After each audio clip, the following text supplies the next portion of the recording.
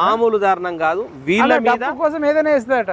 ఒకటి డబ్బు కోసం ఏదైనా చేయడానికి పాటుపడేటటువంటి వాళ్ళను జైల్లో పెడితే ఆ జైల్లో ఆల్రెడీ అన్ని పనులు చేసుకోవచ్చు బ్రహ్మాండంగా. శివజ్యోతి మీ ఊరు పక్కకి కదా? అవును, నా ఊరు పక్క. మరి ఏం చెప్తారు మీరు? నిజామాబాద్ జిల్లా మీ ఊరు పక్క ఆమె కూడా మీరు చెప్తారు, ఎందుకంటే చాలా బాధాకరమైన విషయం. చెప్పొచ్చు ఒకసారి ఫోన్ చేసి.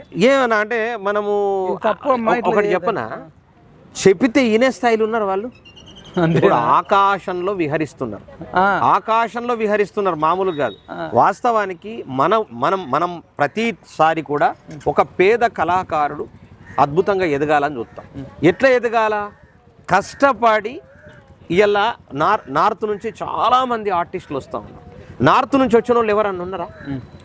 నార్త్ నుంచి వచ్చిన వాళ్ళు దాంట్లో ఎవరన్నా ఉన్నారా?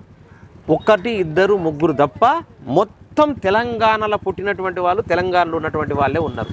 మరి ఇంత దారుణంగా అంటే తెలంగాణ సమాజాన్ని, తెలంగాణ ప్రజల్ని చంపటానికి వీళ్ళు మరి రకరకాలుగా, అంటే రాజకీయంగా ఒక రకంగా చంపుడు, యాప్స్ల ద్వారా ఒక రకంగా చంపుడు, ఫుడ్ ద్వారా, ఫుడ్ కూడా ప్రతి ఒక్క ఇంట్లో కల్తీ ఫుడ్ తిని ఇవాళ అనారోగ్యం పాలవుతున్నటువంటి పరిస్థితి ఇలా